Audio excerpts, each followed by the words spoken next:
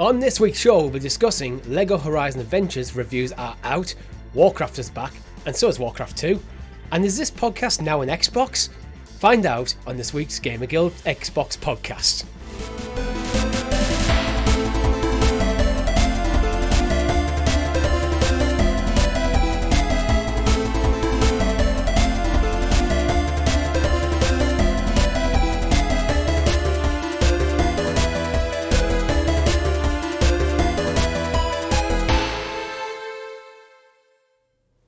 Good game, everyone, and welcome back to the GamerGuild Podcast, your weekly show where we round up all the week's video game stories and news for you, for your viewing or listening pleasure, right here on youtube.com/@GamerGuildTV and up there on the digital clouds on your podcast preference of choice.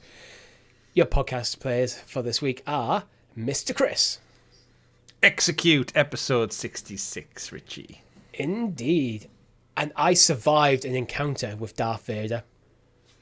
Oh, well done. Very few can live to tell that tale. Because last week I went to get a photo with him, but that's what, and he decided, I was walking over to try and get a photo with a guy cosplaying as Darth Vader, and he decided that's the time to take a break and just exit through some doors that was staff on. I was like, bugger. Did he open the doors, or did he just wave his hand and they opened? He opened the doors. He broke character. Breaks the illusion a little bit, doesn't it? Yeah, sometimes they do. It's like, I feel sorry for some of the little kids around, because there was two guys dressed as Stitch and whatever Stitch's girlfriend's called. Angel. I didn't know. And they just took the heads off in the middle of the bloody show floor. Ah, you don't do that. There's kids being mortified out there. Yeah, well, they were outside, just working the outside area, and they must have been roasting. Because it was clear that they were trying to just leave and go get a break, and people kept coming up to them. It does happen. They are very popular. Yeah. So if you're wondering where I was last week, I was at Liverpool Comic Con. It was awesome. Rob graciously stepped in and filled the void which you've left on the show. So thank you, Rob. I think two highlights for me. One, I met Dogpool. The Dogpool? The Dogpool. Whose real name is... Peggy. I didn't know that. Massive tongue. I saw her through the curtains at first, and you could see the tongue was bigger than her. Ew. I also got a kiss of Bumblebee. And I'm not even a Transformers fan. Oh, Transformers, right. I was going to say Transformers. I was thinking, is it the Mexican Bumblebee from Simpsons? Got again, just some guy cosplaying as Bumblebee, and got a photo. She walked off. As I went to walk off, he put his arm around me and just leaned in. It might have been a headbutt. You can never tell. No, it was definitely affectionate. He Affectionate. took one look at me and want some of that. I gave up on the Transformers movies. I gave up after Transformers 1. It was... yeah. I enjoyed it, but... it wasn't... I never watched the cartoon as a child, so I never either. had that nostalgia to draw me in as well. But overall, you had a good time? Solid showing? Indeed, I had a great time. But that's not what you're here for. You guys are here to hear about the video game news. But before we get into it, make sure if you haven't already, you like the video, subscribe to the channel, hit that bell so you're kept in the loop of all our fantastic content here at GamerGuildTV. We also have a Discord and a store. The details of that are in the description of the video or the podcast if you're listening on audio services. Chris, we've just finished Gears of War 2 for our weekly live stream. Your thoughts? Finally, yes. Gears of War 2, part of our retrospective cooperative playback, and really enjoyed it for the first time. So that's Halo 1 and 2 down, Gears 1 and 2 down, as our Xbox journey continues, because this episode is all about everyone being an Xbox. You are an Xbox, I'm an Xbox, our audience out there, you're all an Xbox.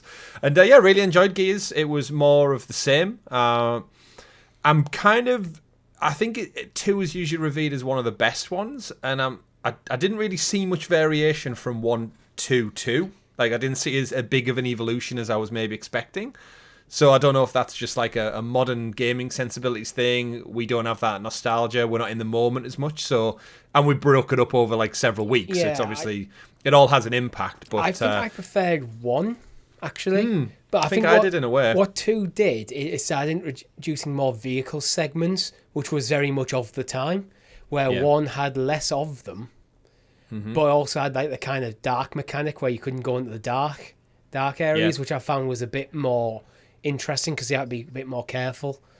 So I think I preferred 1 to 2, but 2 was still a really good time. Yeah, I thoroughly enjoyed it. I think the biggest highlight for me was the cast of characters. I think the four main dudes, main bro dude army guys, fantastic. I think knowing like E-Day is focused on Dom and Marcus as well. Don't know what happens to A-Train or Bad. We'll probably get to that in our later adventures. But seeing that, yeah, it was. I'm excited to play 3 when we get around to it. And Gears has always been one of them franchises I knew I would have loved if I had an Xbox and just didn't. So it's great that we're able to get around to it now. But yeah, onwards to the next one and what else we're playing, because there's been a lot. Yeah, you specifically have been playing a lot. What else have you been playing? And I want to save Lego Horizons because that's in the news. Yeah, Lego Horizon Adventures is in our main news story, so I'll get to that.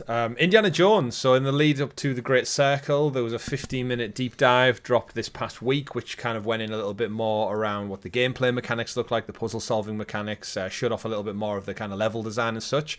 But then leading up to that, being a big Indiana Jones fan as I am, I've gone back to play some of the retro games, and I've also gone back to watch all the movies again. So I've currently got one movie left in the run-through I'm watching with my wife. So we've got Dial of Destiny, which is the last one. We watched Kingdom of the Crystal Skull a couple of days ago, and I'm enjoying the movies, and I've enjoyed the games as well. So I've played... The first one is available now publicly. That was The Emperor's Tomb, and I went to town a little bit on Indiana Jones and the Staff of Kings, which is the one that's available for members now. I know a couple of people of our members who've been watching it early agree with me in the comments. There's a lot of frustration. I was saying to Rob last week, I won't go fully into it, but this game came out 2 years after Uncharted 1. Ah, okay. And it's so much worse than Uncharted 1. It's painfully bad for, arguably a modern game by all intents and purposes. It is still a PS2 version. The PS3 and Xbox 360 were cancelled before they made it to launch, so it is kind of held back a little bit by that last gen jump. Uncharted 1 was PS3, wasn't it? Yeah. So they've made the game 2 years after Uncharted came on the PS3 for the previous platform. Yeah. There was next gen at the time in the works, but for whatever reason they never made it to market. So again, probably because it launched on the PS2 and it was shit. It didn't sell. Maybe, yeah. Who knows? It was stuck between trying to promote Kingdom of the Crystal Skull and be its own thing, and studio executive Spielberg. It's a whole thing. And Uncharted existing, because Uncharted 2 was probably not long coming up, if it wasn't already out by then. Actually, that's a great question, because I feel like Naughty Dog turned around 1 to 2 in less than 2 years. I think it might have been 2008 to 2010. It might have been later this very year. Probably announced. Yeah. Oh, absolutely. So... yeah, all that aside, it's available now for our members. They get it a couple of days up to a week early, and our Guild Heroes, that is. And, of course, it'll go free eventually. I'm planning on doing one a week drop leading up to the Great Circle, which comes out on the 9th of December. So I'll have a first look up on the channel to kind of put a nice bow or a whip on all of those things. But, yeah, that's next. Then there's Lego Indiana Jones afterwards, and Lego Indiana Jones 2. The adventure continues afterwards as well. They're all in the bag. They're all done. Members are going to get them early. So yeah, Gears, Indiana, and Lego. Why do I feel like the Lego ones are going to be the strongest ones in the franchise? Well, you'd be surprised. It's interesting going into Lego Horizons actually straight off the back of an older Lego game. Yeah. Even though they're not both made by TT Games, there's some interesting similarities and such, which I'll probably get into when we talk about the Horizon news in the news. But yeah, I've been very busy, and just like you, Richie, been playing some Pokemon trading card game Pocket. Yes. Which I'll throw over to you to maybe talk about a bit more. Yeah, so first things first, I was wrong about this game. I am 100% in on this game. Like, I'm proper addicted. And I'll still not buy a season pass because I just don't want to. I'm not going to buy any premium currency. But I did activate the 2-week trial of the season pass and immediately cancel it. So did I. Yeah. And thankfully, with the way Google's Play Store works, is it cancels, but it still gives you the 2-week trial time. But it was actually after, I think you tweeted about it. I did, yeah. Either you tweeting about it or you tweeted about the podcast. I thought, you know what, I'm going to give it a fair... I love Pokemon. I'm not going to be cynical. I've already been cynical. I'm going to give it a fair look. I expected to play for 10-15 minutes and going, nah, not for me. Half an hour later, I told my girlfriend to download it, and she's now addicted as well. Oh, this is how it works. Yeah, me and Rob made like an unofficial agreement at the end of last week to not download. I think it passed 30 million downloads or something, or active users, something like that. So no doubt it's probably at 40 million by this week. But Yeah, said I wasn't going to do it in case it was like heavily monetized. I am happy to like report, like you'll know, it's not heavily monetized. No. There is a season pass, but I was expecting like dice rolls and drop 99 cents for this and 99 pence for that, and there is literally, as far as I've dug into it, a season pass. But if you're patient with these things, I feel like there's a steady stream of cards if you want to collect them. I feel like my initial 150 starter deck is quite padded out already. I've got a Charizard, I have a Blastoise, I have a Venusaur. So I don't think the digital rarity is as scarce as the real life counterpart, which is made me keep playing. So I'm enjoying it. Without spending any money. And I do have the season pass for 2 weeks free of charge, but anyone can get that. I currently have 154 or 226 cards collected. And a total of 391 cards in my deck.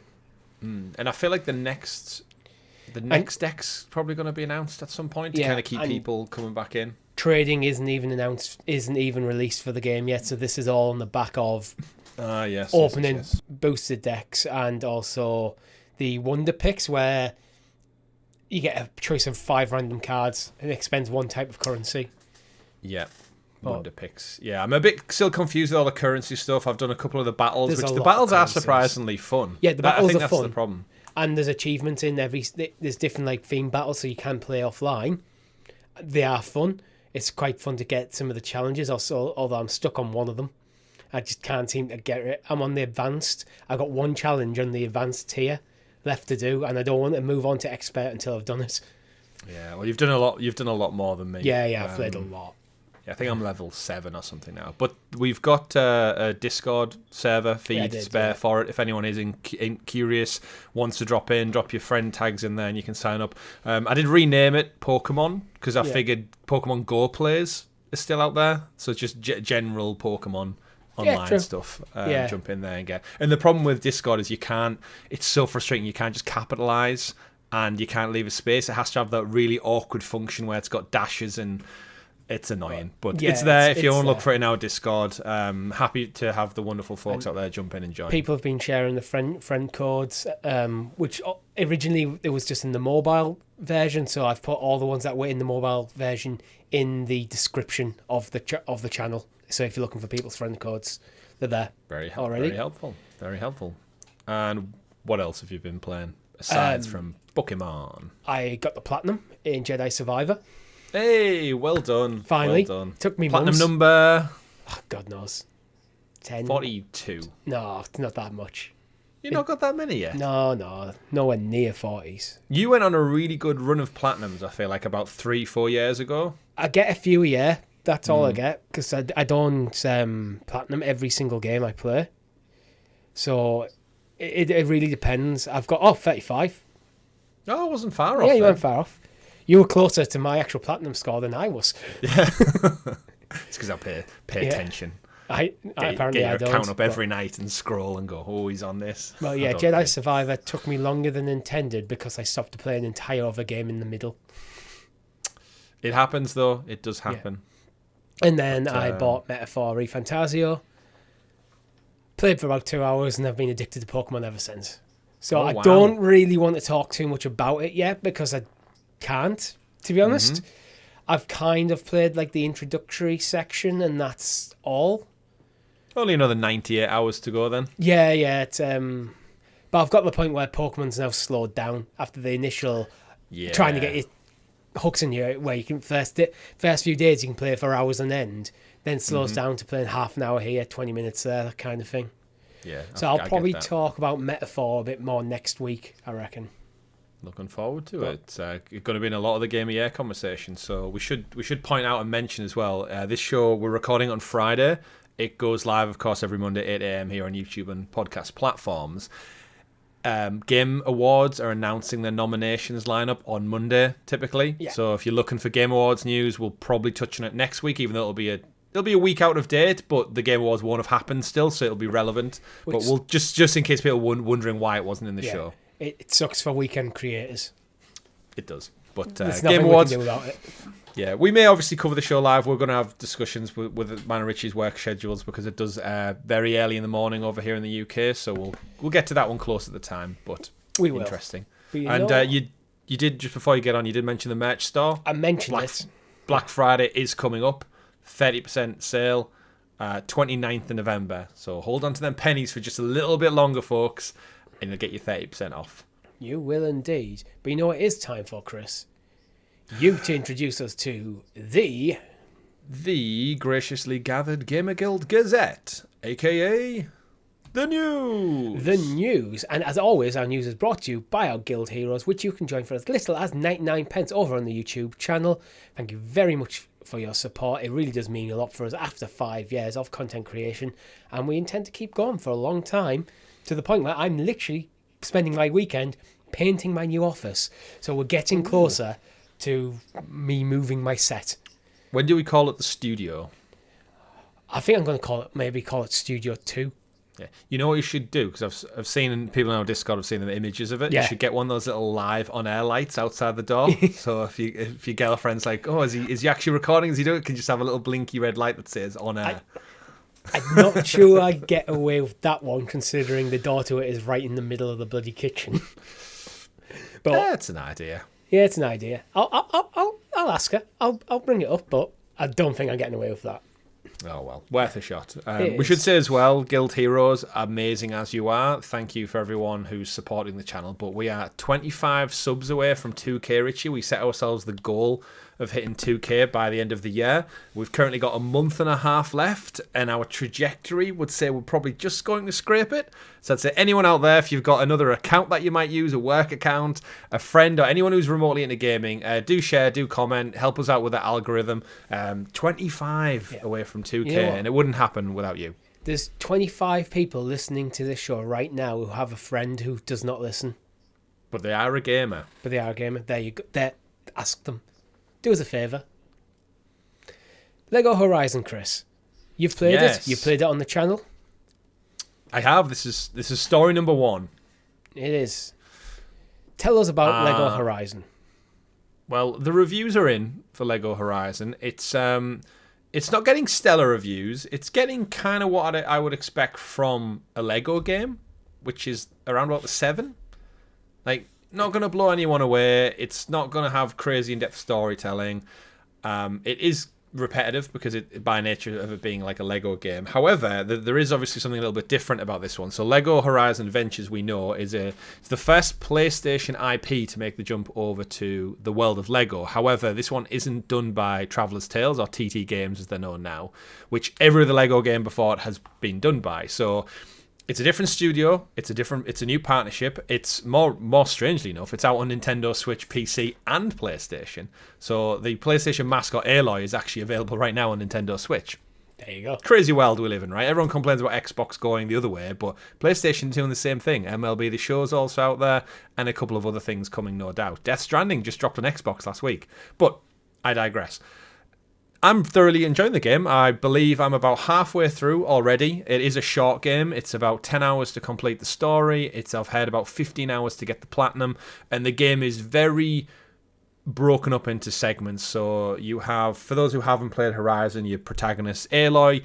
She's a young baby girl left abandoned, it seems, in the future where there's robot dinosaurs. The world's gone to shit and machines are essentially slowly taking over and terraforming our planet, and at the risk of killing all life as well at the same time. Really, like, we love the Horizon games. The first two, I think, Richie, were both awesome on some of PlayStation's best exclusives, both visually as well. Absolutely stunning. Just had a remaster for the first one, still available. But in terms of this one, you would ask, how do you take a Lego game and merge it with this IP? And quite frankly, I think they've done a brilliant job. It's visually stunning in that Lego aesthetic. The gameplay, it's very much anchored towards a family-friendly, a child retelling of Aloy's story. So it is very much the first game retold in a Lego movie-style comedy.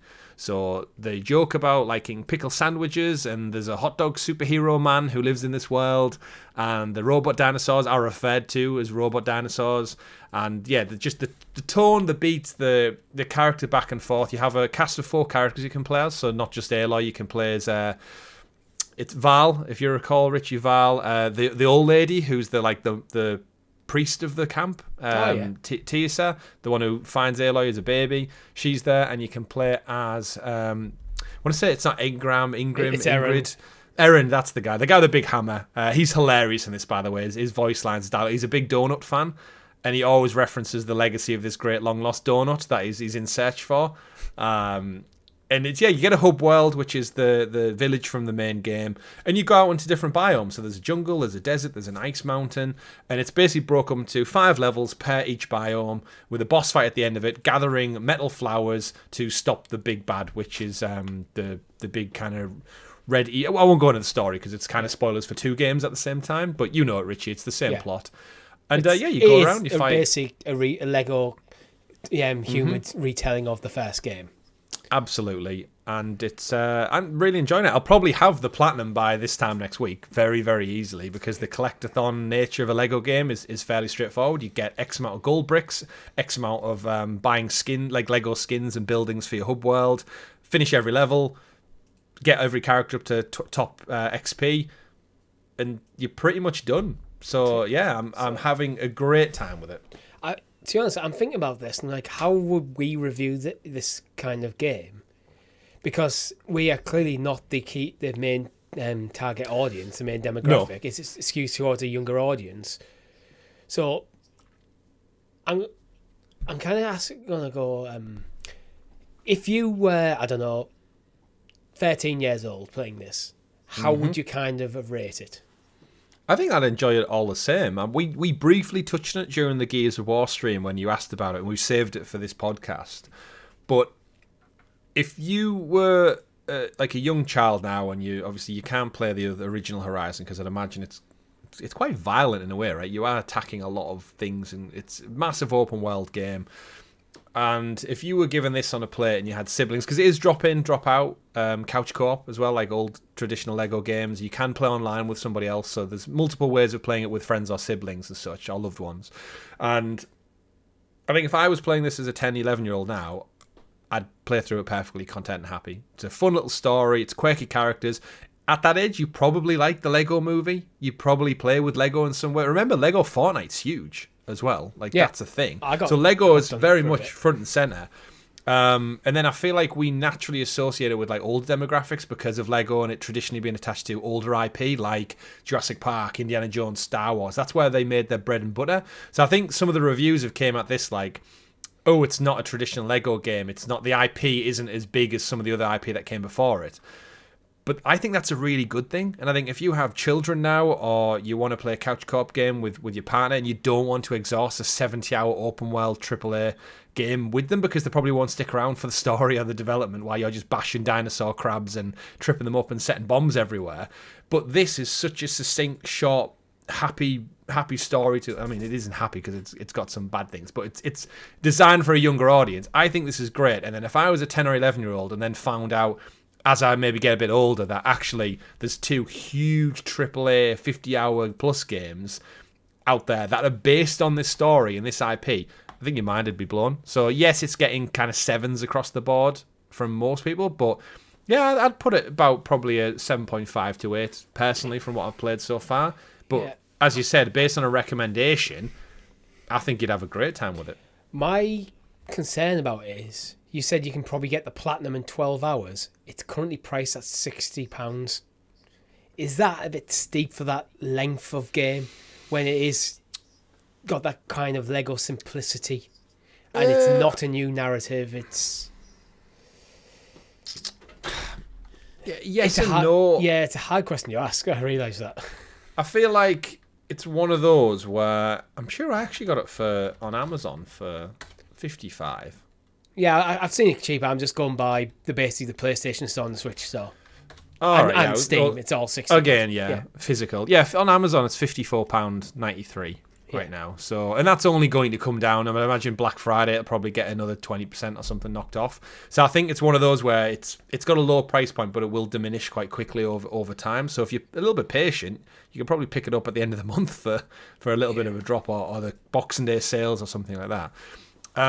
I think 70 would be way too much. I'm satisfied by the price point from what I'm getting so far. I think the replayability would come into it a lot. I think if you were playing with your children, Yes. Like families, because like kids don't care about replaying the same thing over and over again. Like we all experienced it when we were younger, partially because you couldn't afford to buy any other games. But I think you could go back and just do these same levels over and over again. Again, there are 4 characters, so in a way, you're probably going to have to go back through the story a couple of times to level them up to level 20 to get said platinum. But it means that there's going to be a stretch goal if you do want to play like the meta achievements within the game. There's plenty of unlockables for like weapon boosts and extra damage with fire and extra damage with explosives. So there is a skill tree you can collect studs for internally. But maybe maybe £40 would have probably been the sweeter price point for this. That's where I was trying to get at. It feels like for a 12-hour platinum, and maybe if you do the 100% the game, you can push between 15 to 20 hours out of it. Yeah. If £60 price points feels steep, unless it is like a revolutionary narrative experience, which Lego is not. Yeah, it's not. Reading some of the reviews just to give a bit of like shared context outside of my own. IGN gave it a 7 out of 10. Lego Horizon Adventures reimagines Horizon Zero Dawn with a playful Lego twist, simplifying the story while keeping the heart of its key moments and characters. GameSpot gave it a 7 out of 10. It's a blend of childlike style and mechanical substance that makes Lego Horizon a lovely game for play for parents and child pairings, though it's also just neat to see these usually self-serious characters put through a washing machine loaded with crayons. Yeah. Nice little description there. I think if this was 40 quid on release, I probably would have bought it. It's that's where I'm fun. Kind of at for it. I think that my biggest takeaway from all this is it's not terrible, it's not the best, it's a Lego game. Yeah. And my biggest thing is if PlayStation are willing to loosen the strings a little bit on other IP, because in a way, I actually feel like this style, this aesthetic, would maybe lend itself better to other IP. Like I feel like an Uncharted game. The Last of Us. Maybe not The Last of Us, but it might Uncharted. Work, though, it's a bit more of a slapstick tone.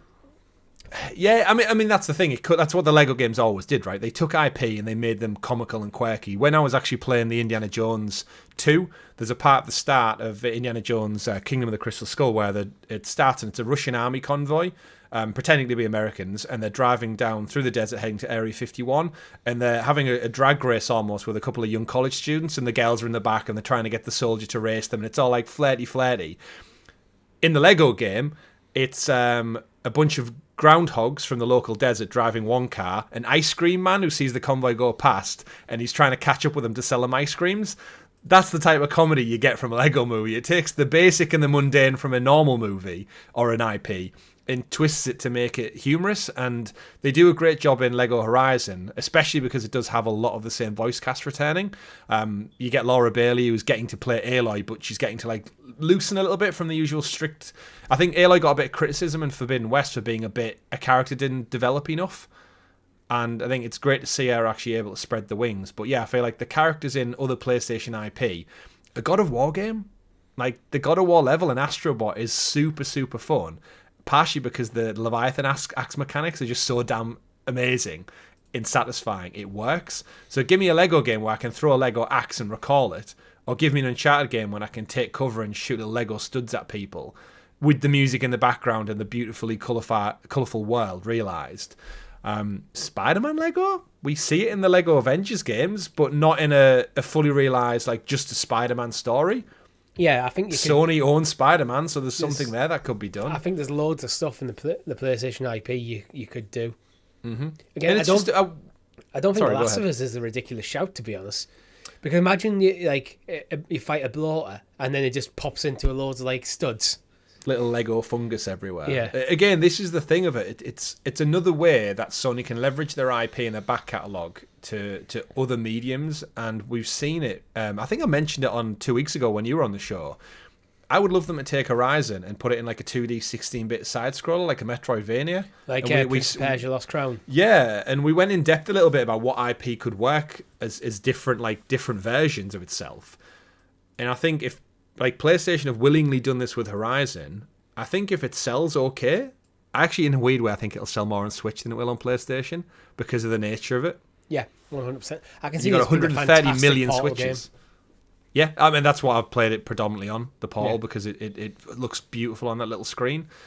But yeah, Thoroughly enjoyed it. Definitely recommend it. Couple of points of note. Silence, obviously, Lance Reddick passed away, so he's not in the game. He does get a little nod to him, but he's replaced with Tim Russ. So now we know the credits of the game, now it's out.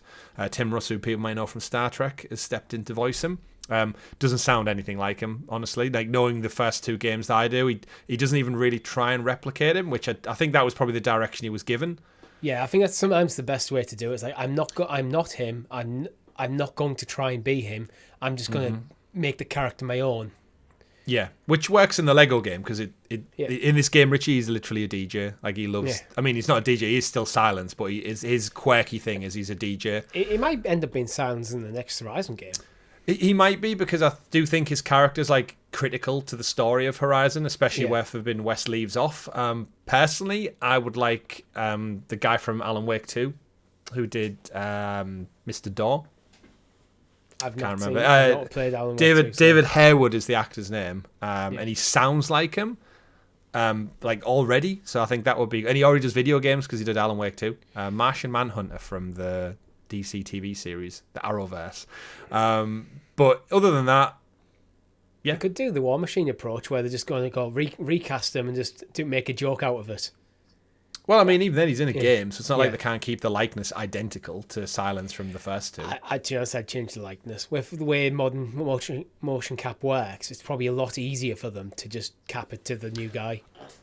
Oh, I mean, for the motion cap, yeah, but I think for the consistency of the three games, why would Silence suddenly look different when you don't need to do that? I mean, there's a lot of people who probably wouldn't even notice, but like, because you've got a 5-year gap between each title. By the time 3 comes around, it's like, oh yeah, that's Silence. Crack on. I think the most important question that I have to ask you about Lego Horizon Adventures is, which of the machines are you buying in Lego form when they come out? None. I had to put a stop to my Lego purchasing a long time ago. I would have the Thunderjaw if I was to pick one. I was going Thunderjaw. I can see it's it the coolest. It's a T-Rex, right? Knowing my girlfriend, we will one day walk past a Lego store and she will drag me in, because that always happens, and I will walk out with a Thunderjaw. You dragged in, like you don't want to go in anywhere. Oh yeah, she'll see it and drag me and go, yeah, okay, let's go. But yeah, I would. Indeed. But I proposed a question at the start of the show, Chris. Is this podcast an Xbox? So Xbox has got a new marketing campaign out where they're basically saying everything is an Xbox. What's going on with Team Green? What's this all about? I mean, not everything. They've gone for they did actually put a blog post out about it. Titled "This is an Xbox." It's their push, I think, to make people aware that your average consumer, they're spending significant marketing money over this Christmas period to make people realise that it's not just about a box anymore. And we've known this for some time, but we literally have covered the industry for half a decade, so we're the type of people who know this regardless. And we started off in cloud gaming as well. Yeah, so we knew it was branching out, and I think you've said for quite some time that the console, the box itself, the next will probably be their last, potentially. I no longer actually believe that will be the case, because I think they've slowed down. I've said this before, this is not new. I've said it before that they seem to have slowed down on the push for cloud gaming, but it's still there. It's probably still in the plans to eventually not have an Xbox. Yeah. And this is their long-term goal, and it has been for some time, as we've seen them, quite frankly, grow into more of a publisher. And as someone who has all the consoles and is more leaning towards PlayStation, I don't really mind this approach. I think Xbox have done, albeit they haven't sold the most, I think they've done the most growth in terms of their ecosystem than any of the competition, and I'm a huge fan of the work they've done. We've seen it to a point where this ad campaign is essentially saying, like, look, there is the Xbox, the actual console, but so is a laptop, and so is a portable device, and so is a TV, and so is your phone, and so is a Fire Stick. This one isn't. This is a bento box. That's actually for eating out of. Yeah. But so is a MetaQuest, and so is the Series S, and so will be any future devices that can stream games because of how good xCloud or Xbox Cloud Gaming is. I think it's a really good way of unifying their ecosystem and going, look, average Joe on the street, you can play Xbox without having to invest that much, or if you with the devices you've already owned, which is back to cloud gaming. What we always start off is like the sheer cost of gaming now and we've seen it with like the PS5 Pro last week, is it's getting astronomical, and your average person cannot keep up. But this type of ecosystem means the phone in your pocket, the stick in the back of your TV, the old console you already own or you can pick up cheap secondhand, it can all power the latest and greatest games. And guess what? You don't even have to drop $70, $80 on the title because Game Pass comes with freaking everything. Yeah. And I think it's about the right time. I think everything's been building towards them really going, right, now we've got Call of Duty, we've got all these studios firing on all cylinders, and I think 2025 is going to be the first year in a long time of years of promise, where Xbox will have the cadence of game drops right. They've got the backing of massive titles like Call of Duty and stuff behind them. Black Ops 6 has done wonders. It's absolutely nailed it. There was always that risk that the first one under their banner could have been a failure after how bad Modern Warfare 3 was received last year, and it hasn't. It's done gangbusters. It's done really well. We don't know the Game Pass numbers yet, but I think, yeah, and it's a fun campaign. I like it. It's clean, it's to the point, and it's got a bit of quirkiness behind it with like this is a cat litter box. This isn't an Xbox. And they're like, oh, this is an Xbox. This actually isn't. Not everything's an Xbox. Yeah, and there is an advert to go around with it, and I could see it. They've done a lot of partnerships with people as well. So Samsung in the UK, specifically, there's billboards up where it's got Samsung TVs and phones saying this is a Samsung TV or this is a Samsung phone. This is an Xbox. Yeah, even outside of gaming, in the UK, we have the Happy Egg Company, and they've got this as an eggs box. And it's so I'm guessing you're going to get, like, if you buy a pack of 6 eggs at your local supermarket, you might get a code for something. So they're going out there to be very clever with the marketing. And imagine if you bought some eggs and got a month of Game Pass for free.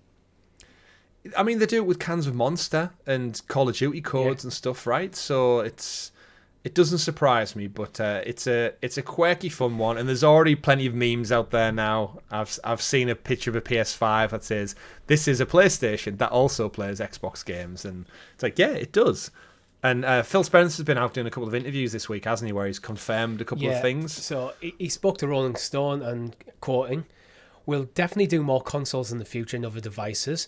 Our biggest growth in Xbox players is on PC and cloud. The console space all up isn't growing across all of them. We love these customers, but in terms of continuing to expand and grow Xbox, it's about PC, it's about cloud, and it's about making our games more available in more places." So he's basically saying the console space is already fully saturated. It's not growing. Mm-hmm. So how do you get Xbox in the hands of more people if they're not buying the consoles? Yeah. He's confirmed they're doing more consoles and for other devices, which we'll get into in a bit. Mm-hmm. But do you think this is the right move? I'm guessing, going by what you've said already, that you think this is the right move to not target trying to poach people from PlayStation or Nintendo, but to go, how can we get other people playing Xbox? Absolutely. I think it's the best way of consolidating all of their pillars under one quick and snappy ad campaign at the time of year when people are actively looking to buy things for their kids and their family and their loved ones and such. It feeds into that ecosystem of, you can get it cheaper, you can get it more expensive. They're basically ticking a box for everyone. And like you and me, you're on the Series S train. Yep. Next cycle round, who knows? Like, we could get to a world where actually cloud gaming through my PC with Game Pass Ultimate and a Fire Stick is good enough for me. We'll have to cross that bridge when we get to it. But I do have a negative point out, because you know how Xbox have unified the Xbox Game Pass and the normal Xbox app? They have fucked up. Yes. They have fucked up cloud gaming on that. Because you cannot cloud game through your phone. You have to use a browser now. Yeah. Mm-hmm. You cannot open up the Xbox app, go pick a game, and cloud game through the app. That functionality isn't in there. And if you look for it, it says you have to boot up a browser and then play through the browser. So you can still cloud game on your phone, but it's clunky and horrible, and they shouldn't have unified the apps until it was... I don't like when they do these iterative approaches. Just make the next version what you want it to be before you launch it. Is this down to that third-party sales on a app store? The problem they're having, is it like iOS, the driver behind it? No consumer cares about that. I want all the Xbox. You've made one Xbox app. I want to be able to use all Xbox functionality through there. Yeah, I agree. Which the Game Pass app you can say that's the reason why, but it doesn't matter. It's a terrible reason. You're still then fragmenting the functionality across two apps. One of them, just instead of being Xbox Game Pass, is now Google Chrome. So it's just I don't personally play on my phone very often, but it is something I have noticed, and they need calling out for that. It's like, don't release the app until you're ready, till it's all functionality there. Because even the old app, when you click to play, it says set up your device for cloud gaming, launch a supported browser, then go to xbox.com/player, sign in. Where I found the information through the old Game Pass app, which is now defunct, but you don't get that information through the normal Xbox app. Right. So to pin on your home screen, select more button, then add to home screen. The problem I hate about adding browsers to my home screen is it gives you like a generic browser app icon. And as someone who's very particular about my home screen layout on my phone, which I argued about when I got my Pixel, that's something that they could. I do think it's probably to do with the marketplace problems they're having with iOS and Android, but it should be remedied. Your custom lists and stuff aren't there either. So I want to open up my Xbox app and access my play later list on my app, on my console, on my PC. It should be the same list. It should be unified. That's where the falling down with this is an Xbox push. I don't think they're fully unified across all devices, and it needs to be that, for me, that seamless experience across wherever you play. Wherever you play, you should be open up the Xbox app, whether it's on PC, on your Xbox, on your phone, on your Fire Stick, and have all the same functionality. Maybe when they get to a handheld device, they'll like a Windows 10 to Windows 11 launch, they'll reunify the whole thing under one new new OS umbrella. Yeah, I hope so, but it's something that I've had a big bugbear about Xbox. Xbox's UI is terrible still, in my opinion. Yeah, I don't think the update they did was it this year or last year, did anything useful. Yeah, my the tab bar. Remember when we tried to play Lego 2K Drive and it wouldn't load for whatever reason? Yeah.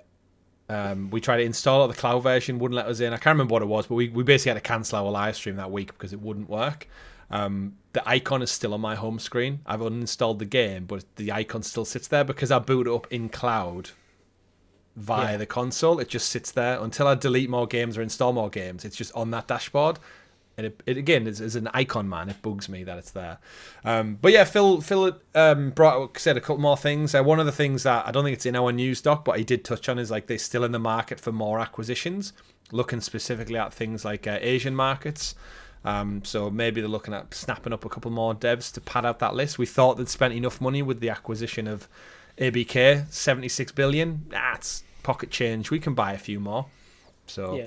Interesting. They're trying to crack the Asian markets, are they? So by getting more Asian-based developers on board into the Xbox family means that they're going to have, one, more representation within their company from that part of the world who understand that audience better than you or I or Phil Spencer does, which means they'll be able to cater for making games to different people. And it's just to having that representation within your workplace effectively, like understanding different cultures. And the best way to understand different cultures is to have people from different cultures working with you. Yeah. If only they had a studio that was based in, like, say, Japan. Maybe something like called something similar to like Tango Gameworks. Put out like a great game in the last year that you could build around like an Asian headquarters. If only, eh? Yeah, it would be a good thing that, and didn't they come out with like a smash hit, like a surprise hit as well, and then got put down because they weren't in currently development of anything, which is just. I think that was more Microsoft than Xbox, putting pressure on Xbox cut costs, unfortunately. It's all like weird tax circles and write-offs and closures and locations and leases and that, but we won't get into that. Let's talk about some positive Xbox news, which you did confirm. They've confirmed the handheld. Yeah, nice. But don't expect it anytime soon. Damn it. It's damn it, but it's at least nice that they have mentioned it. I think, to be honest, reading between the lines of like the interviews and stuff, I think he was speaking to Bloomberg about this one. Yeah. I think it's probably because things like the Steam Deck exist already and can play Xbox stuff. So they don't need to rush to the market because that space is already filled. So what they need to do is probably have a device that is the de facto way to play Xbox on the go. Yeah. Where, do you think they're maybe saving it for like the next line of consoles? So you launch with a new home console, you launch with a handheld, you launch with another Series S like variant maybe. So like this is the suite of the next line of Xbox together in one. If I was them, I'd dust off Keystone. I know it's effectively just a Fire Stick, but dust off Keystone, so you have that. Then you have the handheld, which replaces effectively the Series S in your lineup. Have it dockable to your TV, similar to the Switch. So you're thinking, I like it. And then you have the full fat console, which is the premium experience. So then you could just dock your handheld. Now it has the performance of the equivalent of the Series S. You can connect your controllers to it. There you go. The Switch has already made people comfortable with that idea in terms of consoles. You got your Fire Stick or Keystone, which then just plugs into the back of the TV. This is the lightest way to play it. It's cloud only. Where the handheld is cloud plus installable. And then you've got a Series X. I mean, there's your SKUs. Yeah, everything you've said there is hitting the nail on the head for me. I think that would be a phenomenally smart business approach. Yeah. Especially because Microsoft have committed to that backwards compatibility model. And they've said even like with the next gen, like Series S will still be in consideration for that. And then when it becomes too out of date, they'll back that up with cloud. Like you can boot up an Xbox One right now and play Indiana Jones next month via cloud through your console. I think I love that dockable idea. I feel like if that suite came out, I would opt for the handheld version.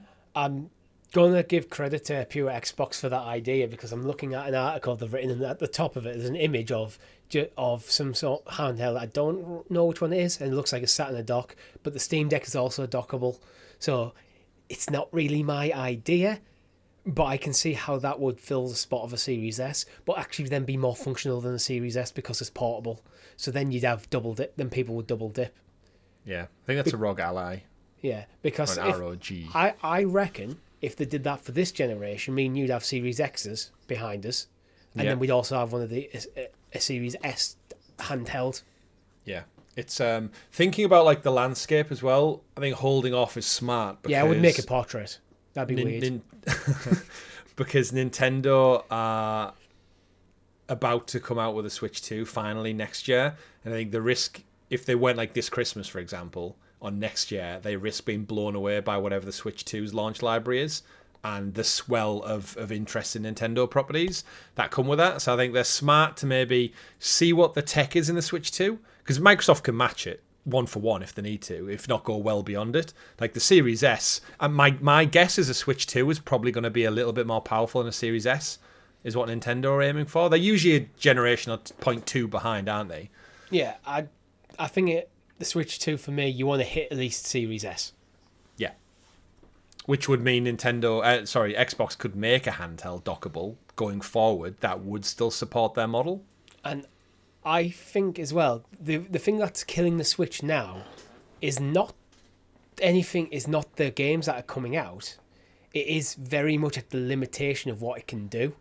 Yeah. So by making it on par with, say, a Series S, you're extending the lifespan of the platform.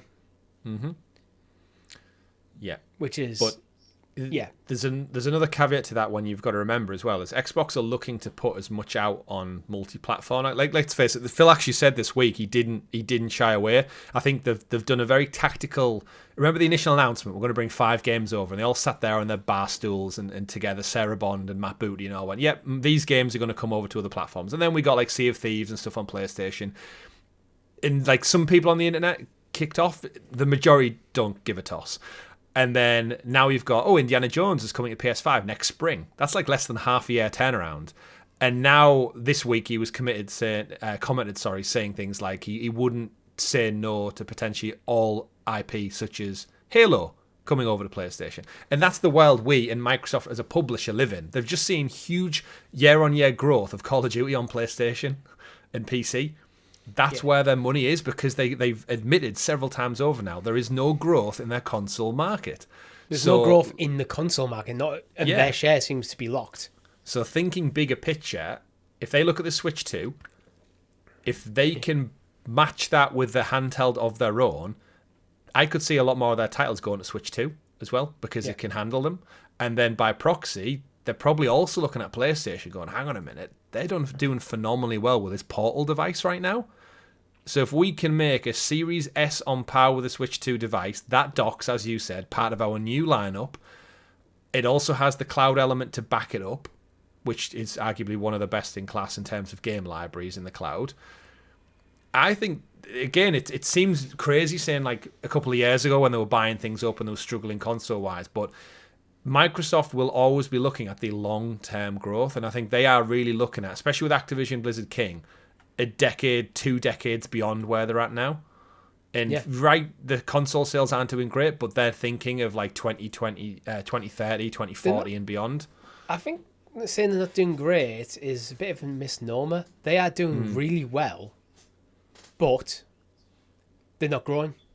So if you only look at the value of the platform in terms of its growth, it's not doing great, but then you can make the same argument about PlayStation and Nintendo.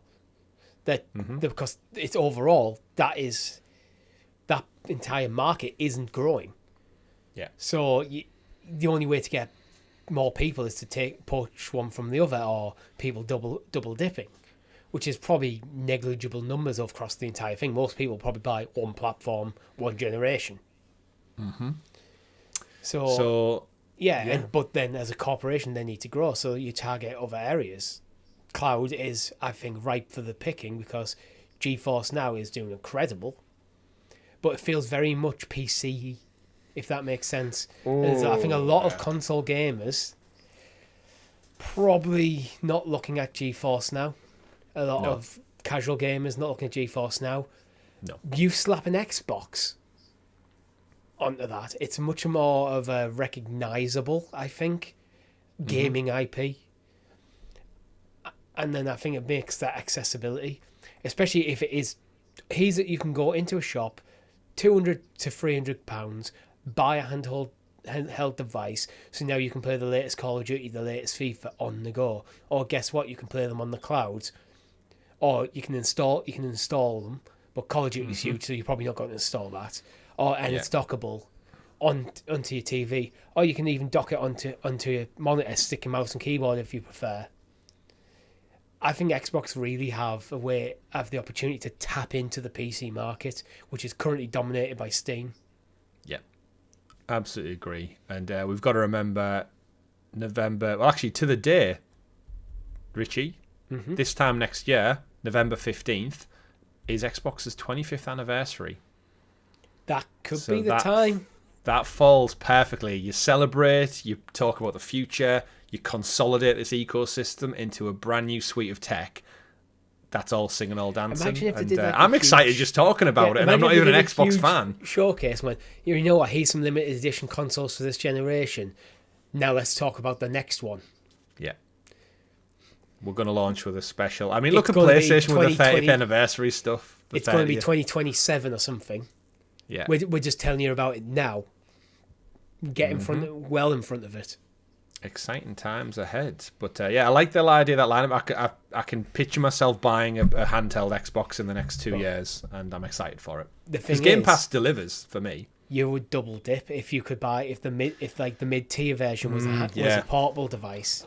You double dip, and then you might buy a Fire Stick to stick in a different room. Yeah, I might have a Switch 2 by then as well, and who knows. But you know what? Yeah, it's exciting times. You might be playing this month's PlayStation Plus editions. I might well be. What are they? So what have we got this month? We have Grand Theft Auto 5 makes a return, probably for the 8th million time. Yeah, pass. Dying Light 2, Stay Human. Big Like a Dragon, Ishin. MotoGP 24. The Sims 4 Island Living expansion. Digimon Survive.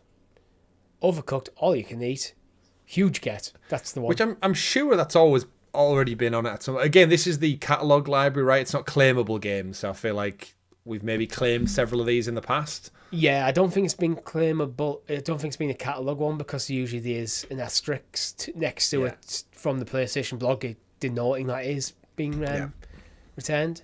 Stick Fight, the game. Do you remember Stick Fight, the Flash game? I do remember Is this like a PlayStation 4 version of that game?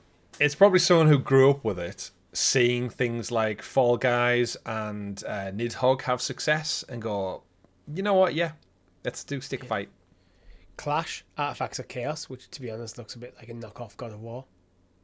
Never heard of it, but yeah. Kill Frequency, Hungry Shark World, Chivalry 2, Synapse, which is PSVR 2, Blood Omen Legacy of Kain, which is shout that. Blood Omen 2, Resistance Fall of Man, Resistance 2. Yeah, the Legacy of Kain ones, I think, are Origins leading up to Soul Reaver 1 and 2 Remaster, which launch next month. Okay. So they're kind of like, I guess, whet your appetite for the main entries coming in a remastered form next month. But yeah, it's a decent list. Added them to the library. I think, as always, it's always a big win. Didn't Like a Dragon Machine only come out last year as well? I don't know with these things. I mean, Dying Light 2 is not that old, so it's up there. There's that many Like a Dragons. Like every 6 months we get one now. So oh no, I'm completely wrong. It's Wikistain 2014. Oh, is it like a remaster? I don't know. I don't know. Let us know in the comments. I could have sworn there was a last year. There's a long list of games that have been added. There's an IGN review from February 2023. Okay. Maybe there was a remake of it. So what would your pick of the bunch be? Dying Light? Dying Light 2, I think, is the big one. But then is I would say Dying Light 1 already in the catalogue? It will have been at some point, I feel. Yeah. But yeah, as far as the catalogue goes, there's two you've missed off, which are my biggest ones. Which two? Resistance, dude. I called them out. I said them. Did you? Yeah. I thought we got to Blood Omen and then stopped. No. I said Resistance. Switched off. I was probably reading too much into what Legacy. I might have chipped in with the Legacy of Kain stuff there. I think you did. You were thinking about something else while I was talking. Probably. Resistance Fall of Man. I've said many times in this podcast they're unplayable on modern tech. And here they are, with the caveat, Richie, and it bugs me because it doesn't say it on the blog. These are stream only. Yeah. These two. So Resistance Fall of Man from Insomniac, of course, of Spider-Man fame and Ratchet and Clank fame. This is their PlayStation trilogy of shooters, although we're not getting 3, annoyingly enough. 2006, the first one came out as part of the PlayStation 3's launch window. And then we've got Resistance 2, which is a continuation as well. Don't know where 3 is for some reason. But yeah, cloud only, so you can stream it, which is a bit of an interesting one. These are PS3 titles, and we know the cell processing emulation is still fecked up in the background. But they've been doing really well with the classic games coming over with trophies in support. But clearly they still can't get that emulation thing down. But in terms of games, Dying Light 2 and then these two are up there for me. I'm glad you mentioned emulation because that's what I was actually just going to bring up. What I think Sony need to do is have a quick Google, figure out who is making the most popular PS3 emulator out there, hire them, and turn them into basically a virtual studio, and tell them, right, we want you to put your emulator on the PS5 so we can bring PS3 games running natively via an emulation layer. Why not do that? PS3 emulation exists. It can be done for PC. I fully believe that the PS5's hardware is capable of emulating PS3 games. Yeah, I mean they can do 1, 2, 4, and 5. It's just 3. So yeah, it's because of it's the unique way like the hardware of PS3 works. Yeah, but this is why you do it via an emulation layer. Yeah.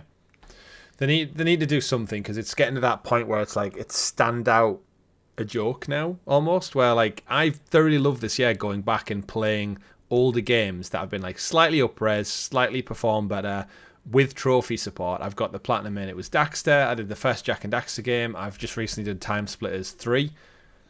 And then this would have been one that I would have went, you know what? Yeah, I'll go back and play Resistance Fallen Man, maybe get the platinum. But like, not because it's streaming, because the streaming element means I don't think it comes with trophies as well.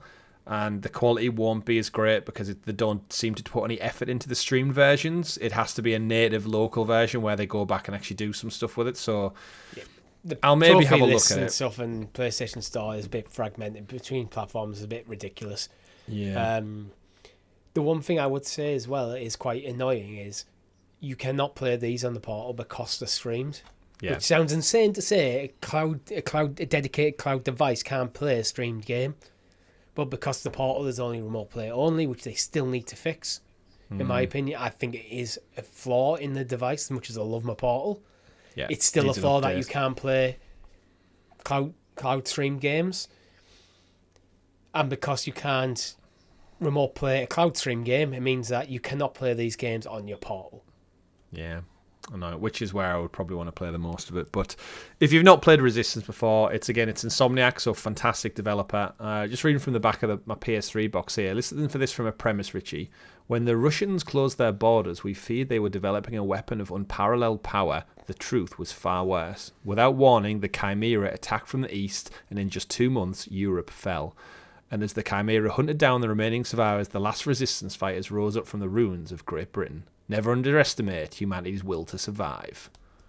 Nice. Dun, dun, dun. Go shoot some bugs. Resistance is great. Go shoot some bugs. Or you could go back over to Xbox on Game Pass and play Spyro the Dragon. Because the Reignited Trilogy is out now on Game Pass. Yes, Stealth Drop happened this week. My boy Spyro dropping on cloud. I would have done a first look this week if we hadn't had a million Lego Horizons, and Gears to finish. Gears, yeah. I might get back to it. We don't know. But yeah, Spyro the Dragon. We knew part of the Activision Blizzard deal that he would be there eventually. We had Crash Bandicoot drop about a month ago now as well. So yeah, you can go play Spyro Reignited Trilogy in the cloud. Richie, where are you with Spyro? I don't really have much nostalgia for Spyro. I like Spyro, but I've never finished a Spyro game. I've never owned a Spyro game, actually. Well, I know for a fact your girlfriend is a huge Spyro fan. Oh, me too. I know so much so that she remembers the location of every gem in the first game. Her brain for that sort of stuff is ridiculous, by the way. Like, she just remembers like where all collectibles are in every single game. Like, it's insane. Yeah. I was playing Jedi Survivor and she goes, "Oh, if you take left there, go down there, you'll find a collectible." It's like, "Oh yeah, there's one." like it's not a bad way to be when you're trophy hunting. But yeah, Spyro 1, 2, and 3 reignited. While we wait for the next entry for this little purple dragon, this will do me. So you can play it via the cloud, part of Game Pass now. So again, if you're like a lapsed gamer trying to get back in, and you see like, oh, Game Pass, I don't have to pay 70, 80 quid. I just subscribe for a month, and then you see you've got all the Crash Bandicoot games, all the Spyro games. You've got Age of Empires on PC. You've got Warcraft coming as well. How do you not look at it and go, damn, like Xbox, that's such good value for money if you're a lapsed gamer? I know we've already talked about Xbox really need a handheld device. My nephews love their Switches. Mm-hmm. This game, I think they would love Spyro on a handheld. And with the remake's great. And with the Game Pass model, my brother and sister, they pay a monthly fee, don't have to care. Yeah. He's all the games you could ever want. Yeah. It's great. It's great. 100%. You know what was great once, Chris? Warcraft. Still is. Still is, arguably. So make Warcraft great again. Warcraft 3 Reforged came out a few years back. Yeah. And let's just say it came out a few years back. They got rid of the original Warcraft 3. They made it so you couldn't download it. I think they closed off the online servers. And they made the game worse. Mm-hmm. The original Warcraft 1 and 2 have now been remastered. Not reforged, remastered. Yeah, stay away from that branding. 30 years, right? Warcraft now. 30-year-old. We were celebrating it last week. Me and Rob covered it. I think you played 3, haven't you? I played 3. Oh yeah, I've played the hell out of 3. I think I had 2, but I got 2 after I'd played 3. So that like kind of going back and the story not lining up down. or making sense, and the certain features of like building your base that you couldn't do. It's why I think with RTSs, the sequels are always better because they iterate on themselves quite a lot. That's why Age of Empires 2 is to the 3. That's what I'm saying. So the second version is always the superior to the first one. With most games, sometimes the sequels aren't quite as good, like movies. But I feel like in terms of RTS, the second entry is always better than the first. Because the first one kind of sets out what the game should be. The second one builds on it. Sometimes the third one builds on that, which is what happened with Warcraft. And then they just never seem to capture the magic again. Because I don't think, as much as Age of Empires 3 and 4 beloved, they haven't captured the magic of 2. Nah, it's not the same. It's Age of Empires 2, Command and Conquer Red Alert 2, Battle for Middle-earth 2. What else is there? You've said Age of Empires. I'm sure there's Roller Coaster Tycoon 2. Anything on an isometric grid, if you've got a 2 on it, it's the best version. Zoo Tycoon 2, I can keep going. But it's nice to see, again, as video game preservation goes and keeping the classics alive with a fresh coat of paint, I am always down for. The fact that all 3 are now available, I think is fantastic. And at a good price as well. Indeed. What the price is $9.99 each? Yeah. Tenner. And Reforged is 40. And they didn't say in the post, did there, about Game Pass, but you would imagine as part of them being owned by Microsoft, they'll be in Game Pass at some point, if not already. It says they're available on Battle.net and stuff, but possibly, I'd imagine, yeah. If they're not already, they will become. They are part of the Activision block, though, so it might take a little bit more time because they've only just launched Spyro, so there might be a bit of lag on getting them over. Yeah, and there's obviously big rumours of a Warcraft, World of Warcraft for console as well, if I'm not mistaken. Like, keeps coming back up. So I think they've probably got big plans for this IP across the Xbox Game Pass and console suite. It's just, like I said, timing. I've wanted a Warcraft 4 for a long time, but World of Warcraft still is going on. Can everyone please just stop playing World of Warcraft so we can get a Warcraft 4? Then we can start World of Warcraft up again after. Yeah, and I'm trying to think. The Age of Mythology team are free now as well. Like, they've just wrapped up on Reforged. Could do. Next project. Sat waiting for them. But speaking of next projects, South of Midnight, with the previews are out. So it's set in the American South, and it's getting comparisons to Kena Bridge of Spirits, a game I didn't click with, actually. You did, though. I clicked big with Kena Bridge of Spirits. South of Midnight. This is the one that when it was revealed at the showcase, it was the summer showcase, I think. It's from Compulsion, so I think like We Happy Few was the last game they did in like 2019, I think it was. It looked gorgeous when we saw it. It did. It looked great. And I think the Kena Bridge of Spirits comparisons are very fitting. But yeah, I was listening to a podcast. They actually put out a half-an-hour documentary of like the making of this past week, which is great because we usually don't get an insight into video games before launch. Some of them do like an after-the-fact like retcon and everything of like how it was made. But they went into like analyzing the deep American South, the kind of the bayou trend, the folklore that you get in this game, because it has got like fantasy and whimsy to it. You've got your main character Hazel, who's going to be a weaver of magic, and she controls threads around us. That's why I think the Kena comparisons are also coming in. You can traverse the world, typical double jump, air dodge, grapple, glide. The animation looks gorgeous. The soundtrack is getting really high praise. They brought on loads of musicians from the deep south of the US to build it. There's a gentleman, I think he's about 25-year-old. He's like a soul jazz singer, but he sounds like a 65-year-old. His voice is like unique as all hell. Not too long in length. The previews have said they're looking for about probably 12 hours for the campaign, which is about right for Compulsion. They are a small studio, which I think a lot of people forget when looking at the last entry with We Happy Few.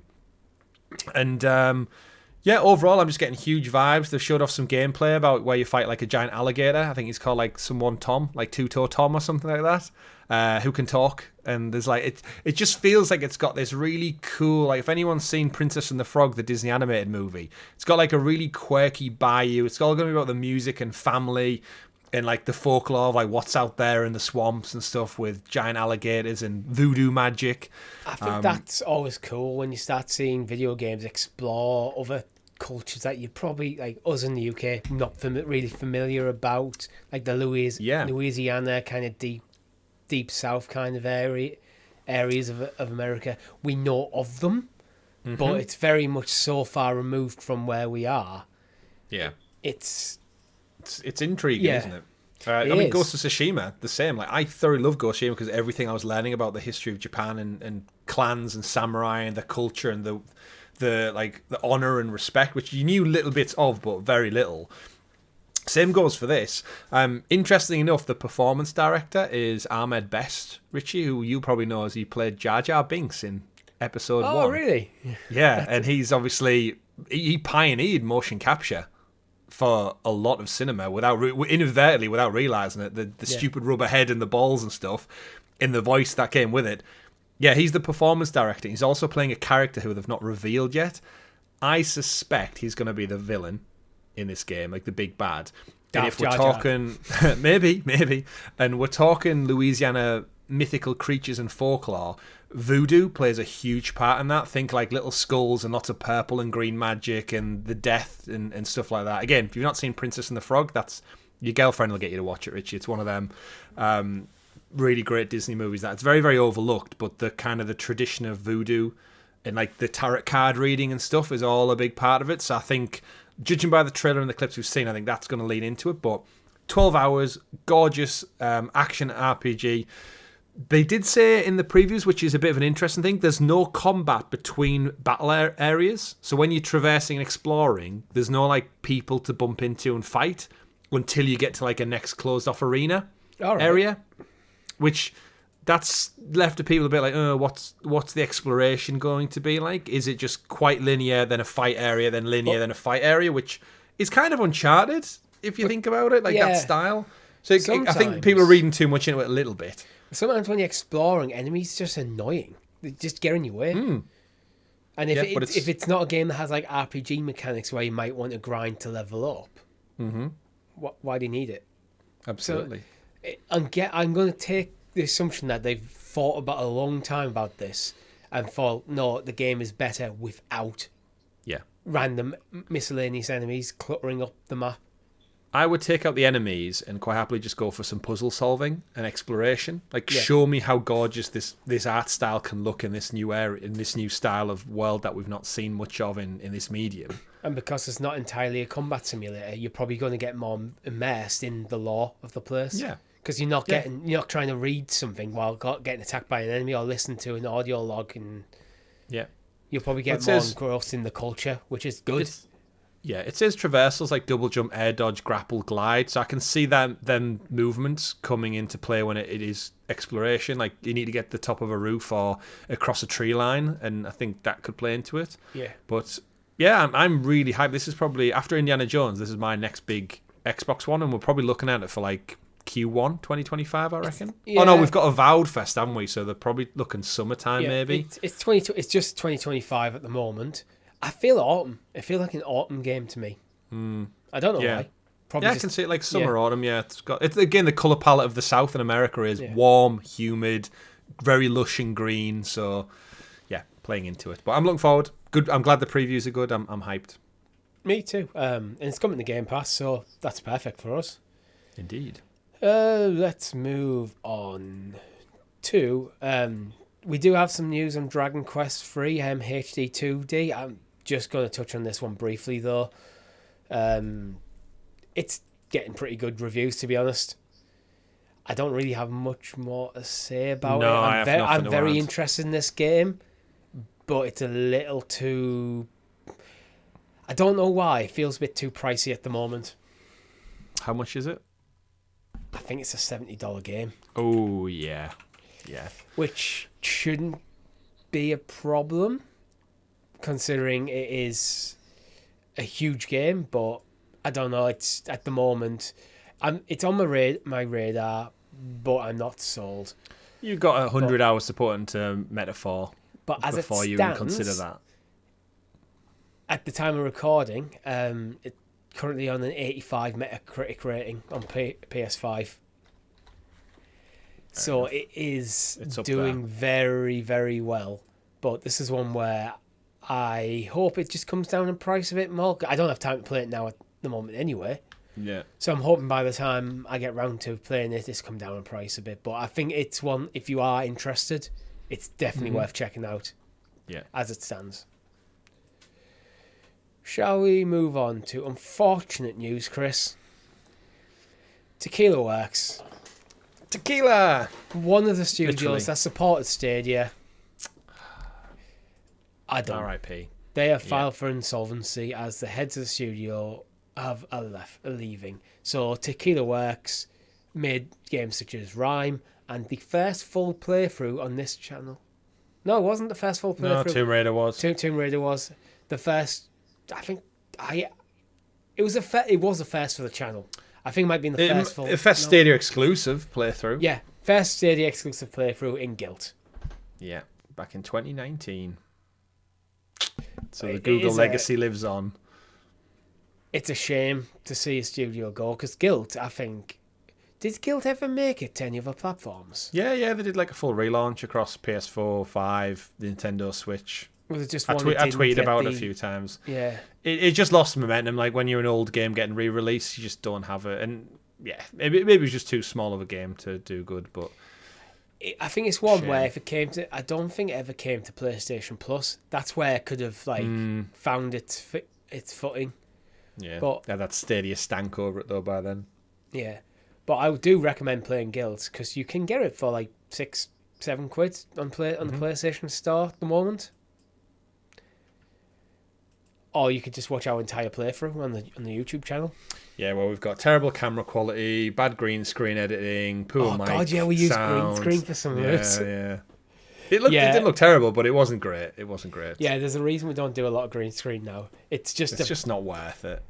Without us having a permanent studio location where we can both go to, it's a lot of setup for very little benefit. Yeah, absolutely agree. Just put us in a box. Indeed. Like Tequila Works. Where do you want to go next, Chris? I think just quickfire the last ones. Yeah, there's like quite a few new stories, but they're nothing really that we really need to get in depth into. So, as one studio closes, another opens. New studio Republic Games is founded by former Quantic Dream writer to make a dark fantasy RPG. Another one? We've got quite a lot of them at the moment, with investment from Crafton, the PUBG guys. Yeah, makes sense. We saw them do it with the guys who just released Callisto Protocol. They were like a start-up new studio. So Crafton, I think, are trying to spend their PUBG money wisely where they see. And if you've got veteran talent coming through, start a studio, and the way people can make some crack and stuff. We saw it with like the likes of Kena Bridge of Spirits, an indie studio, the first ever game, but they make a AAA Pixar quality looking game because they've got talent. And if he's got 10 years experience writing story-driven, brilliant games like Heavy Rain, like Detroit Become Human, he's been working on Star Wars Eclipse. Who the fudge knows where Star Wars Eclipse is? Remember that trailer that dropped 3 years ago now at Game Awards or something? Seen nothing from it. So Adam Williams, the head of this new studio, said the game is going to be like Tolkien's Lord of the Rings meets Orwell's 1984. Wow, there's a premise for you. A tyrannical regime is brutally enforcing its ideology and crushing all dissent. Sounds like it could be interesting. So when it said dark fantasy, my eyes rolled a bit because my mind went to something like a Dark Souls, an Elden Ring, and there feels still lots of them at the moment, but it feels like he's going in a different kind of direction, which could be interesting because dark fantasy is ripe for the picking, actually, but not everything has to be a Dark Souls clone. No, and I don't think it will look. And I'm not even talking gameplay here. I'm just talking in terms of the tone of the narrative. Yeah, I agree. Yeah. We'll wait 5-6 years to see what that looks like then. Yeah. I wonder if I just reading that I remembered about Star Wars Eclipse. Like, when's that out? Like, we don't know. Like, it's been several years since the reveal, and it's been many, many years since Detroit Become Human. So they've been grafting away, but who knows? Quickly moving on to the next story then. EA boss Andrew Wilson is reportedly tapped for Disney top job. Yeah, makes sense. Big corporate CEO moves and takes over other big giant corporate CEO job. He's got experience in... Like Andrew Wilson has 10 plus years experience working at a massive corporation dealing with IP. Disney is in that vein. And Bob Iger, who's currently Disney's CEO, he retired, handed it over to a guy called Bob Chapek. He essentially messed it up through COVID and lockdown. Bob Iger came out of retirement, out of the chair of directors to steady the ship again. And now eventually he's looking to step aside again. And honestly, I don't think an EA boss is the worst kind of guy to get. He knows the industry. He's had deals with Disney before with like the EA license for Star Wars. There's definitely memes out there about Disney Plus now having microtransactions. Yeah, I mean, EA is the most hated company still 10 years in a row or something, but Disney are a corporate entity just like any other, and this guy deals in the millions, and so does Disney, so... Yeah, they're going to turn like everything into a stupid card game that you have to pay money to play. Hopefully not. Disney Ultimate Team. Yeah. I mean, if you remember as well, he brokered a deal recently worth like 1.5 billion for Disney and Fortnite to make content together. So he's out there making deals. Yes, yeah. But I suppose the job of a CEO is probably very similar from company to company. When you get to that kind of huge level, the portfolio is different, but absolutely your role within the organisation. Absolutely. Black Myth Wukong gets a physical deluxe edition arriving on December the 12th. What's arriving? Arriving on December the 12th. Make you more interested in playing it, Chris? No, I thought it was already out, to be honest. It was one of them things where it sold 10 point something million. I just presumed it had a physical release, so... We probably covered it on a podcast where it didn't have a physical release, or it's probably been buried in some of the stories, and we focused more on the game and the gameplay rather than... Because it wasn't the game that either of us were clamouring to play, I think that's when we tend to notice if it has a physical release or not, when we're actively looking into buying it ourselves. Yeah, most likely. So, yeah, great for physical collectors. It's if not one of the best sellers of the year, so more power to the physical people. We've got some further news where Atomfall officially launches on Xbox Game Pass in March 2025. A nuclear disaster has left an area of Britain in tatters. Atomfall, a new survival action game, will see you explore, scavenge, craft, barter and fight your way through beautifully recreated scenery in search of answers. I think this looks great, this one. It's one that was it was a Rebellion, so Sniper Elite, Zombie Army, 1, 2, 3, 4. It looks great. It's got an interesting take on Britain after a fallout.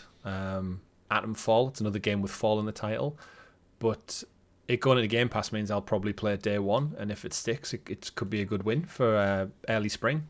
This is one where I think with it being quite a survival game, it'd be interesting to see if it has co-op.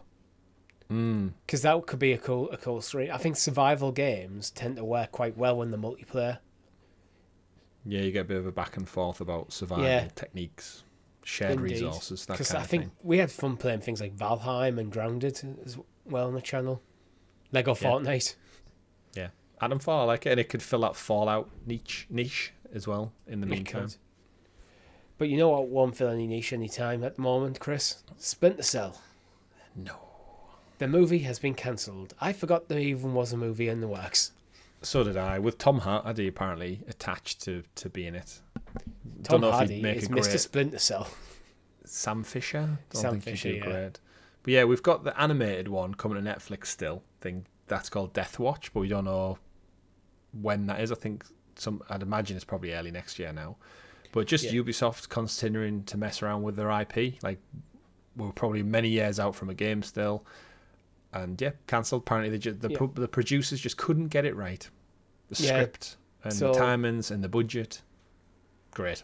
So just basically nothing worked. And then so we're still left with no Splinter Cell. Will Ubisoft ever make a new Splinter Cell? Let us know in the comments below. The risk at the time anything finally comes out with this IP, everyone's going to be done with it. Then we just moved on and we're like, great. It was a thing and it no longer is. What do you think we get first? Beyond Good and Evil 2 or a new Splinter Cell game? One of them's been announced. I mean, I feel like Splinter Cell still, just because I think Beyond Good and Evil is vaporware at this point. 100%. There's also talks of Game of Thrones star Sophie Turner, also Jean Grey. young Jean Grey from X-Men, in talks to play Lara Croft in Amazon's Tomb Raider series. Don't like it. Why? Because she's ginger and Lara Croft is a brunette. No, you can dye her hair, just as she does in many of her roles. Sorry to all the ginger people out there listening. Chris hates gingers. No, you do by the sounds of it. No, I don't. No, I just don't think she's that great of an actress. I think she played the Stark character in Game of Thrones well, because it was a cold, doesn't really have much to do kind of stoic character. But she also played Jean Grey in exactly the same way. Exactly, and that's my worry, is that I'm yet to see her in a role where she brings any creative, a bit more actiony, expansion, a bit more personality. I almost want it to be a bit quippy. Yeah, and I'm yet to see that. But I actually tweeted about this a couple of weeks ago when it was first rumored. It was like a few front runners, but it seems to be the honing in on Sophie Turner. I would quite happily have Florence Pugh, was my suggestion. She's young, she's British, she's a brilliant actress. She's had practice with pistols with her role in the Marvel MCU world as Yelena. And yeah, I think someone replied to me saying she's too short and stubby. And I was like, it's a fictional character. I'm looking for Hugh Jackman performance played Wolverine. That was what I responded. I responded with the gif of Wolverine and Deadpool. And Wolverine, the little short one, and said, "Oh well, if height with an actor is important for your fictional characters, then drop that gif on him as a reply." I think there's some a bit of sexism there. It's like the person's looking at Florence Pugh and goes, "Oh, she's too short and stubby to my taste, therefore she can't be Lara Croft." Hugh Jackman shouldn't be playing Wolverine by the same tone. So it's exactly. Like it's an actor playing a role. I also think a lot of these people like looking for big pointy boobs. Like 5'11", slender, fit as a. Whereas realistically, it's like I'm just looking for a good actress who can carry a series. Standard of female beauty, which arguably, to be honest, some of it is very fictional and doesn't look great anyway. Like sometimes it looks out of proportion, in my opinion. Yeah. I'd much rather a brilliant actress take the role who didn't quite look the part and nail the character. The characterization, then an actress who looks exactly the part but can't act for shit. Yeah, it's the and same. That's with not people... a comment on Sophie Turner. No, not at all. But yeah, I agree. And if you look at it, really, like ideally, I'd probably say Hayley Atwell, but she's too old now. She's like pushing, like she might even be over 40 actually. And I'm expecting this story to focus on a young Lara, like the reboot games do. Realistically, you can't be scaling cliff faces and jumping into tombs if you're nearly 50. But in terms of that, we'll see who it will be. I don't know where Amazon are commitment-wise to this series anyway, but hopefully we'll always have the games, right? So, yes. Indeed. Let us know in the comments who you would cast as it. Is Florence Pugh a good shout? Is Sophie Turner a good shout? Should they bring Angelina Jolie back for one last hurrah? Was she even good casting the first time round? I mean, for the era of movies when they were being made, I think yes. I think her being front and center was huge for the movie. I enjoyed both movies. Yeah, I think I enjoyed them as well. But I think it's one of them you look back, it's like, I don't know, was she a good enough actress? I feel like there's a step above an Angelina Jolie. Again, campy action movies back then. Remember, like at the same era, you've got like James Bond. Well, There's Not Enough. That was arguably terribly campy and poorly acted as well. It's that era, isn't it? Like mid 2000s. Gerard Butler and Daniel Craig were in those movies, and Jorah Mormont was the villain in the first one, if you remember, when he had black hair and he wasn't old and grey. Talk about being old and grey. We like to end up this show with this week in video game history. Starting November the 15th, we've got some bangers, Chris. Well, we mentioned it earlier on with the anniversary next year. Of Warcraft, Orcs and Humans. Yes, that's exactly what I was talking about. The first Warcraft game, which we covered in this show. Mm-hmm. And also the Xbox. The Xbox. The Xbox. The OG. Yeah. And Halo as well, launched with the Xbox. So what a time. 23 years ago. Damn. We've got some Harry Potter games as well. Chamber of Secrets dropping. That was one of the last big ones before we had to wait ages for Hogwarts Legacy to come around. Need for Speed Most Wanted, 19 years ago. I really enjoyed Need for Speed Most Wanted. Yeah. Assassin's Creed Revelations. The PlayStation 4. The PS4, yeah, 11 years ago today. Pokemon Sword and Shield, 5 years ago. Star Wars Jedi Fallen Order. It's a good day for games. It is a great day. Again, this time of the year is always great for Halo Infinite 3 years ago. Damn, yeah. 3 years already for Halo Infinite. Wow. Remember when that was delayed out of the console's launch and it was like, oh, you've missed a beat there, Microsoft. I think they've probably look, on hindsight, because they didn't have the co-op and stuff ready and the multiplayer was a bit more bare bones on launch, I think they've targeted the anniversary. They've prioritised the anniversary of Halo on the Xbox for the launch, because it would have been the 20th anniversary rather than getting the game right. Such a shame.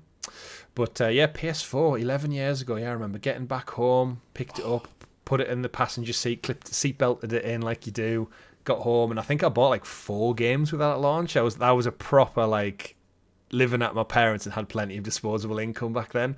Console, and I think I got like Marvel, Lego Avengers, Killzone Shadowfall, an Assassin's Creed game, maybe Unity, and then you just get home like, what do I play first? And the 16th is a banger as well. The 16th, Half-Life 2. The world's still waiting for Half-Life 3. Keep waiting. Indeed. Left 4 Dead 2. The world's still waiting for Left 4 Dead 3. Yeah. In 6 years since the Pokemon Let's Go series launched. 2018. Wow. Doesn't time fly when you look back? It's mad. I never liked the look of the Let's Go series, to me. I think they seemed unnecessarily dumbed down. But I think the world's ready for the next one. Mm-hmm. Uncharted Drake's Fortune 17 years ago. 2 years after Indiana Jones and the Staff of Kings. Indeed. And I think Go check it out. I think we'll leave it there unless there's any more you want to shout out. No, I think that's an adequate enough list. 2 consoles and a shit ton of amazing games. Because that is all we have time for you this week. If you've liked the video, make sure you If you've liked the video, make sure you hit that like button, hit the subscribe button, and ring the bell so you're kept in the loop with all our fantastic content here at GamerGuildTV. Follow us on social media at GamerGuildTV everywhere. All of our socials are in the description, as is the link to our Discord, where you should go if you're playing the Pokemon trading card game on your phone, and let people know you're playing so you can battle each other and eventually trade cards with each other. We've got a store where Black Friday there's going to be a sale where you'll get 30% off on November the 29th, so just keep that one in your diaries if you want an awesome hoodie, a dog bandana, a new mug, whatever it is that you fancy. And with that, my name's been Richie. I've been Chris. GG everyone, goodbye. Bye.